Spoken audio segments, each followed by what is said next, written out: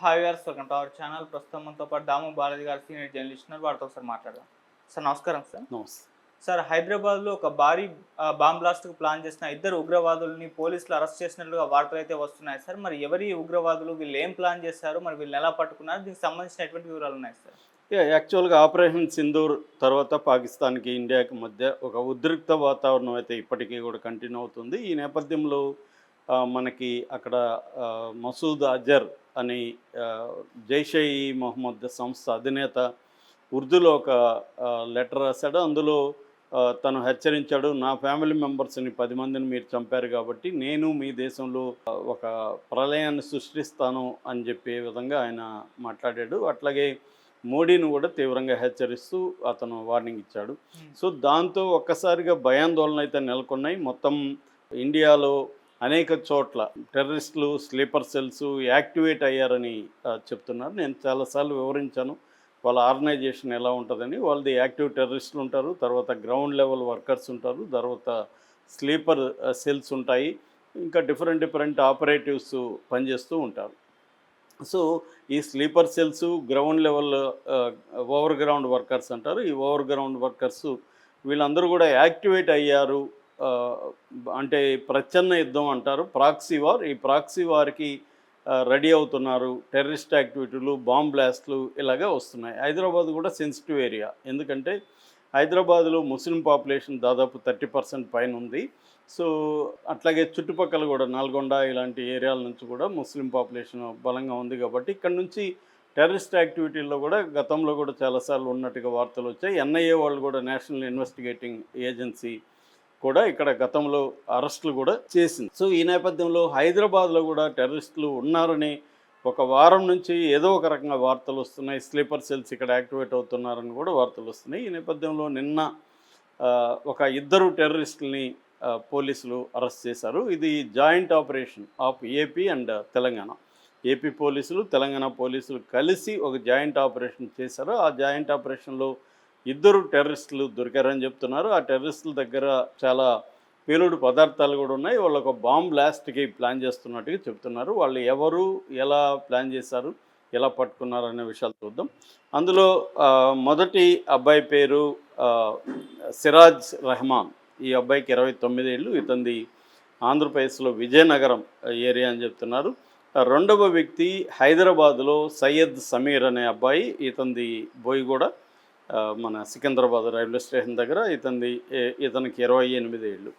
So ముందుగా విజయనగరం పోలీసులకి ఒక ఇన్ఫర్మేషన్ వచ్చింది. ఇక్కడ సిరాజ్ అనే ఒక అబ్బాయి ఆన్లైన్లో అతను రకరకాల పదార్థాలు, అంటే బాంబ్ బ్లాస్ట్లో వాడే అమ్మోనియా కావచ్చు, సల్ఫర్ కావచ్చు, అల్యూమినియం పౌడర్, ఇవన్నీ కూడా ఆన్లైన్లో తెప్పిస్తున్నట్టుగా వాళ్ళకి డౌట్ వచ్చింది. దాంతో ఈ మధ్య ఏంటంటే చాలామంది ఈ పేలుడు పదార్థాలని లేకపోతే కొన్ని రకాల డ్రగ్స్ను ఆన్లైన్లో ఆర్డర్ ఇచ్చి కూడా తెప్పించుకునేస్తున్నారు.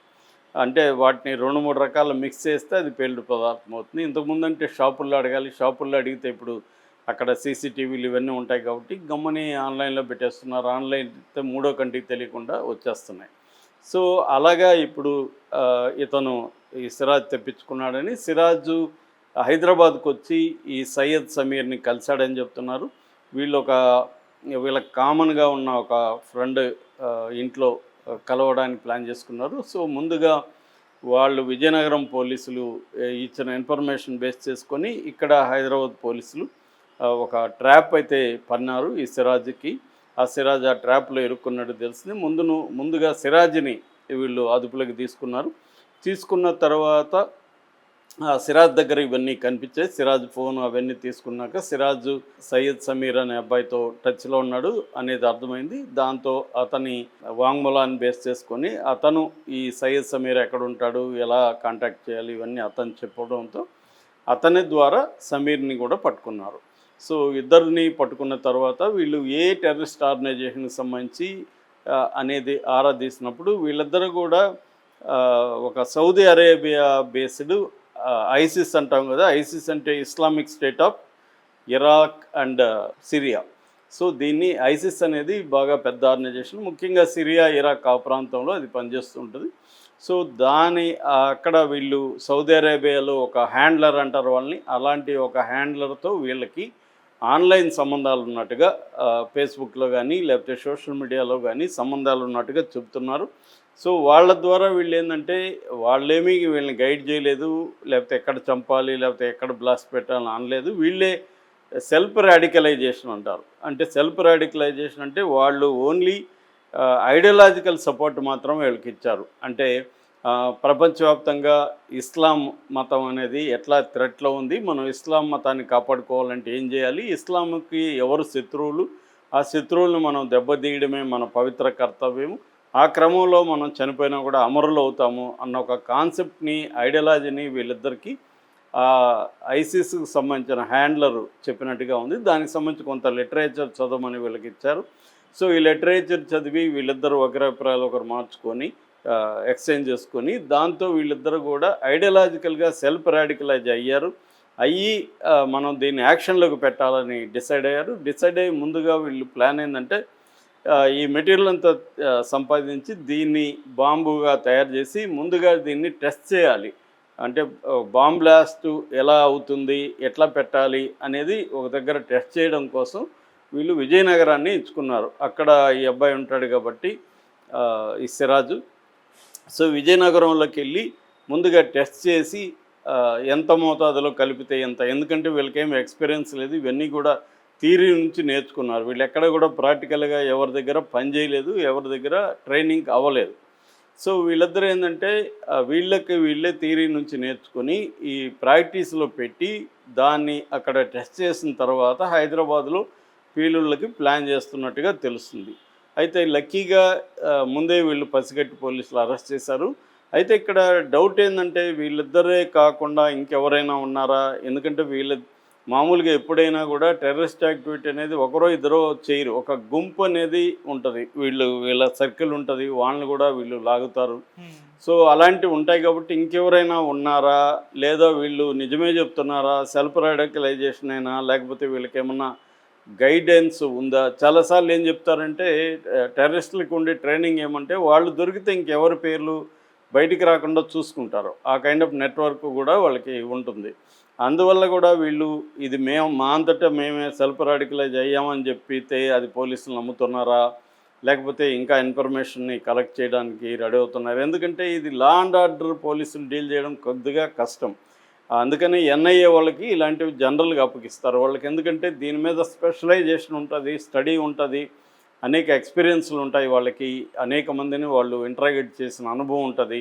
కాబట్టి ఎన్ఐఏ వాళ్ళైతేనే కరెక్టు అని చెప్తున్నారు. వాళ్ళకి అప్పగించే అవకాశం ఉందా లేదా అనేది కూడా ఈరోజు తేలే అవకాశం ఉంది. ఈ లోపల కోర్టుకి, ఎందుకంటే ఆల్రెడీ అరెస్ట్ చేసినట్టు వీళ్ళు అనౌన్స్ చేశారు కాబట్టి కోర్టుకి పెడతారు, కోర్టు ద్వారా జైలుకి వెళ్ళిపోతారు. జైలు తర్వాత మళ్ళీ వీళ్ళని కస్టడీలోకి తీసుకునే అవకాశం ఉంది. కస్టడీలోకి తీసుకుంటే మాత్రం అప్పుడు ఎన్ఐఏ వాళ్ళు వచ్చి వీళ్ళని విచారించే అవకాశం ఉంది. ఎందుకంటే మామూలు పోలీసులకి ఇది అర్థం కాకపోయే పరిస్థితి ఉంది. సో ఇది బేసిక్గా వీళ్ళిద్దరూ ఒక పెద్ద బాంబు బ్లాస్ట్ అయితే ప్లాన్ చేశారు అని చెప్తున్నారు. ఇది వాళ్ళు చెప్పేంత సింపుల్గా ఉందా, లేకపోతే ఇంకా పెద్ద కుట్ర దీని వెనక ఉందా, పెద్ద ఆర్గనైజేషన్ ఉందా అనేది కూడా చూడాలి. ఎందుకంటే జైషే మహమ్మద్, లష్కర్-ఏ తోయిబా ఈ రెండు ప్రధానం. ఇవి కాకుండా ఇండియన్ ముజాహిదీన్ ఇలాంటి సంస్థలు ఉన్నాయి. మొన్న టీఆర్ఎఫ్ పేరు బయటకు వచ్చింది, ద రెసిస్టెన్స్ ఫోరం. ఇవన్నీ ఏంటంటే రకరకాల ముసుగు సంస్థలు అంటారు వీటిని. అలాంటి ముసుగు సంస్థలు, ఎందుకంటే పెద్ద సంస్థల్ని బ్యాన్ చేశారు ప్రపంచవ్యాప్తంగా. ఐక్యరాజ్య సమితి కానీ, అమెరికా కానీ, యూకే కానీ ఇలాంటి అనేక దేశాలు బ్యాన్ చేశాయి లష్కర్-ఏ తోయిబా అండ్ జైషే మహమ్మద్.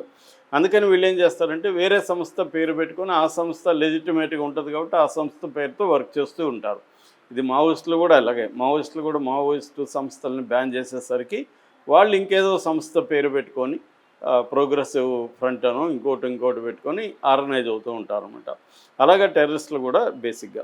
రెండోది ఏంటంటే అసలు ఎందుకు ముస్లిం యూత్ ఇలాగా టెర్రరిజంలోకి వెళ్తున్నారు అనేది కూడా ఇవాళ పెద్ద చర్చకి దారితీస్తుంది. దీనికి ప్రధానంగా ఏంటంటే వాళ్ళకు ఉండే నిరుద్యోగం, ముస్లిం యూత్లో ఉండే నిరుద్యోగం, ఫోర్స్లో మనకు పీరియాడిక్ లేబర్ ఫోర్స్ సర్వే మొన్న వచ్చింది. ఆ పీరియాడిక్ లేబర్ ఫోర్స్ సర్వే అనేది national sample survey office conduct చేస్తుంది ఎవ్రీ ఇయర్. అంటే లేబర్ పార్టిసిపేషన్ ఎంత ఉందనుకున్నప్పుడు హిందువుల్లో 53.8% Hindu youth labour force participation ఉంటే ముస్లిం యూత్ ఓన్లీ 32.6% మాత్రం లేబర్ ఫోర్స్ పార్టిసిపేషన్ ఉంది. అలాగా నిరుద్యోగం వల్ల వీళ్ళు ఈజీగా అట్రాక్ట్ అయ్యే అవకాశం ఉంది. ఆల్రెడీ ఒక గ్రడ్జి, ఒక కోపం, ఒక ఫ్రస్ట్రేషన్ వీళ్ళల్లో ఉంటుంది. రెండవది ఐడియాలజికల్గా కూడా వీళ్ళని ట్రాప్ చేయడానికి చాలా ప్లాన్డ్గా ఐడియాలజికల్గా వీళ్ళని మైండ్స్ని ఇది చేస్తారు. ఎందుకంటే క్యాచ్ దమ్ యంగ్ అనే ఒక ప్రైజ్ ఉంటుంది. యంగ్గా ఉండే వాళ్ళ మైండ్స్ వాళ్ళని మార్చడం ఈజీ అవుతుంది. సో ఐడియాలజికల్గా కూడా వీళ్ళు ట్రై చేస్తారు. మూడవది ఐడెంటిటీ క్రైసిస్ ఉంటుంది. అంటే ముస్లింగా తనకి ప్రపంచవ్యాప్తంగా భద్రత లేదు. పాలస్తీనా కావచ్చు, ఆఫ్ఘనిస్తాన్లో గతంలో జరిగింది కావచ్చు, ఇలాగ అనేక చోట్ల ముస్లిం దేశాల మీద ఇజ్రాయెల్ కానీ, అమెరికా కానీ ఇలాంటి దేశాలు అటాక్ చేస్తున్నాయి, ముస్లింలకు భద్రత లేదు అన్న ఒక ఐడెంటిటీ క్రైసిస్ కూడా ఇది పనిచేస్తుందని చెప్తున్నారు. అట్లాగే నాలుగోది పొలిటికల్ యాంగిల్లో కూడా వీళ్ళకి అసంతృప్తి ఉంటుంది. ముఖ్యంగా ఇండియాలో బీజేపీ వచ్చిన తర్వాత ముస్లింలకు అందరూ కూడా పైకి ఎంత చెప్పినా కూడా లోపల ఒక అభద్రతని కలిగి ఉండడం అనేది జరుగుతుంది. ఐదవది పీర్ ఇన్ఫ్లుయెన్స్ అంటారు. అంటే ఆ ఫ్రెండ్స్ గ్రూప్లో ఎవరో ఒకరు చేస్తే మిగతా వాళ్ళని కూడా లాగుతారు. ఇందులో ఒక అడ్వెంచరిజం కూడా పనిచేస్తుంది వీళ్ళకి. ఒక రొమాంటిక్ అడ్వెంచరిజం కూడా ఉద్యమాల్లో చేయడంలో ఒక థ్రిల్ ఫీల్ అవుతాం. ఇక నెక్స్ట్ ఆరవది ఏంటంటే కౌంటర్ నెరేటివ్ అంటారు. అంటే అసలు టెర్రరిజం అవసరం లేదు, మనం డెవలప్ అవ్వచ్చు అనే ఒక పాజిటివ్ దృక్పథంతో ముస్లిం యూత్ని ఇన్ఫ్లుయెన్స్ చేసే సంస్థలు కానీ, ఐడియాలజీ కానీ పెద్ద ఎత్తున లేకపోవడం కూడా ఒక కారణంగా చెప్తున్నారు. ఏదేమైనా వీళ్ళు మామూలు ముస్లిం పేద కుర్రవాళ్ళు సెల్ఫ్ రాడికలైజ్ అయ్యి హైదరాబాద్లో బాంబు బ్లాస్ట్ చేయాలనుకోవడం మాత్రం ఒక షాక్గానే మనం చెప్పచ్చు.